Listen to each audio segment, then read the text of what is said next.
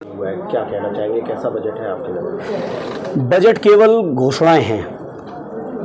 और अभी लोकसभा का भी बजट पेश हुआ था, पिछला लोकसभा का भी बजट पेश हुआ, 2 बजट हमारे इस कार्यकाल में लोकसभा के भी पेश हुए। और दोनों बजटों में हम लोगों ने एक बात उठाई थी केंद्र के बजट में कि आखिर उत्तर प्रदेश को क्या दिया। और आप लोग जान के आश्चर्य करोगे, या बहुत सारे लोगों ने अध्ययन किया भी होगा, दोनों बजट भाषण में केंद्रीय वित्त मंत्री जी द्वारा उत्तर प्रदेश का एक बार भी नाम नहीं लिया गया। इसी तरह से यूपी की असेंबली में भी अभी 2 दिन पहले बजट पेश हुआ, यूपी के वित्त मंत्री जी ने भी एक बार भी, अगर मुझे सही जानकारी है तो उस बजट भाषण में कहीं बदायूं का नाम नहीं आया, कहीं आजमगढ़ का नाम नहीं आया, कहीं इटावा, मैनपुरी और कन्नौज का नाम नहीं आया। और मैं समझता हूँ जितने भी इन्होंने घोषणाएं की थी 2014 से लेके 24 तक के 5 चुनाव हुए, जिसमें 3 पार्लियामेंट के 2 असेंबली के, 5 चुनावों में जितना भी जनता के बीच इन्होंने संकल्प पत्र देकर वोट मांगा था, अपने एक भी संकल्प पत्र का कोई भी वादा पूरा नहीं किया। और उत्तर प्रदेश के अंदर इतनी दुर्व्यवस्था है। हमारे एक माननीय सदस्य ने अभी असेंबली में मामला उठाया, 9 लाख से ज़्यादा संविदा कर्मी जो शोषण के शिकार हैं अपने ठेकेदारों के, उन ठेकेदारों द्वारा शोषण हो रहा है। और उस संविदा के माध्यम से दलित, पिछड़े, अल्पसंख्यक भाइयों को सेवाओं से कैसे अलग किया जा सके, कैसे बाबा साहब भीमराव अम्बेडकर जी के जो सपने रहे, या जिन्होंने जो कानून में या संविधान में जो अधिकार दिए, मंडल आयोग की सिफारिश के बाद जो संविधान में और अधिकार बढ़े पिछड़ों को, सारे अधिकारों का खुलेआम हनन हो रहा है।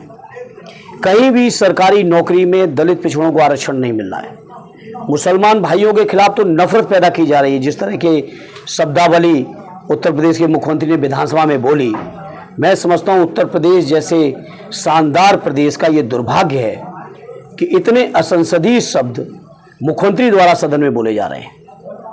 चाहे वो हमारे अल्पसंख्यक भाइयों, मुसलमान भाइयों के लिए बोले गए हों, चाहे वो हमारे नेता आदरणीय अखिलेश यादव जी के लिए बोले गए हों, या कांग्रेस के नेता राहुल जी के लिए बोले गए हों, इस तरह की शब्दावली यूपी असेंबली ने कभी नहीं सुनी होगी।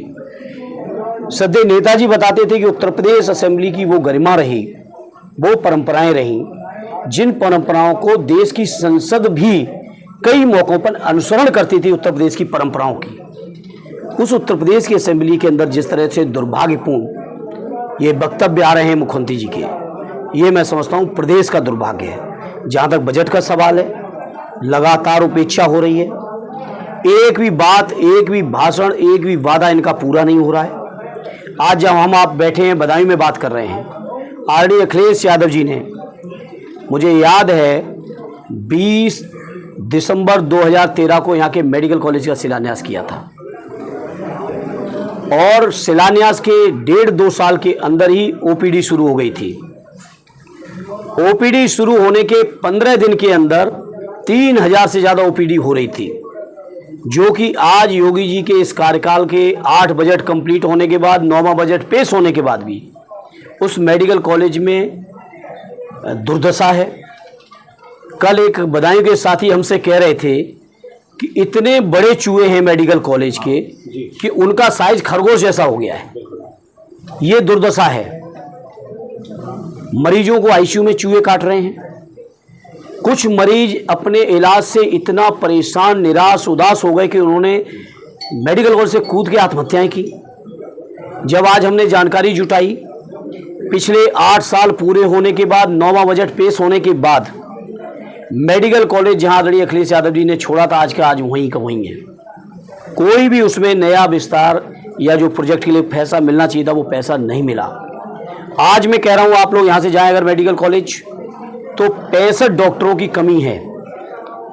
65 डॉक्टर्स की अभी भी कमी है। उसमें लगभग 450 बेड का बनना चाहिए था, 303 बेड कागजों पे चल रहे हैं, लेकिन लोग बता रहे हैं वो भी नहीं चल रहे हैं।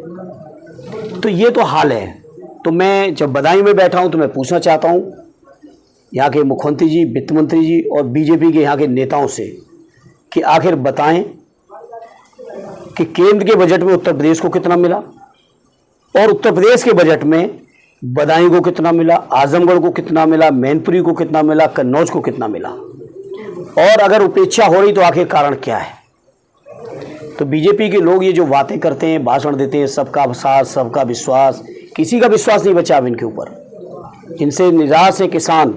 आप सोचिए, गन्ना पिराई का आधे से ज़्यादा सत्र निकल गया, लेकिन गन्ने का समर्थन मूल्य की घोषणा आज तक नहीं है।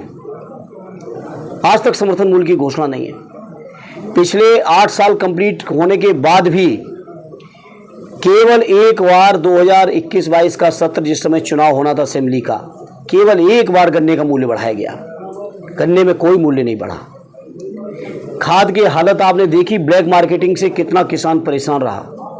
बिजली किसानों को समय पे मिल नहीं रही है, जिससे वो अपने खेती की सुरक्षा कर सकें, सिंचाई कर सकें। जब वो लेके जाते हैं अपनी फसलें तैयार करके, तो उन पे दलाली तमाम तरीके से चल के उनको न्यूनतम समर्थन मूल्य नहीं मिल रहा है।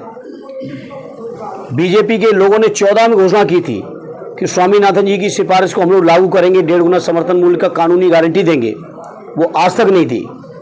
तो पूरी तरह से बीजेपी की ये सरकार, चाहे केंद्र की हो चाहे उत्तर प्रदेश की हो, ये जनविरोधी सरकार है। जनता के हित में इनके पास कोई भी योजना नहीं है। सिर्फ ये भाषण फैलाना, लोगों के बीच में नफरत फैलाना और दिन रात चुनाव लड़ना। चुनाव में कैसे बेईमानी तिकड़म की जाए, वोटर लिस्ट में कैसे हेरा फेरी की जाए, कैसे किस पार्टी को चुनाव हराया जाए, इसी उधेड़बुन में बीजेपी के लोग रहते हैं। इससे ज़्यादा बीजेपी के लोगों का जनहित से कोई सरोकार नहीं है। यूजीसी लागू हो गया है वहाँ पे उत्तराखंड में, और आज जो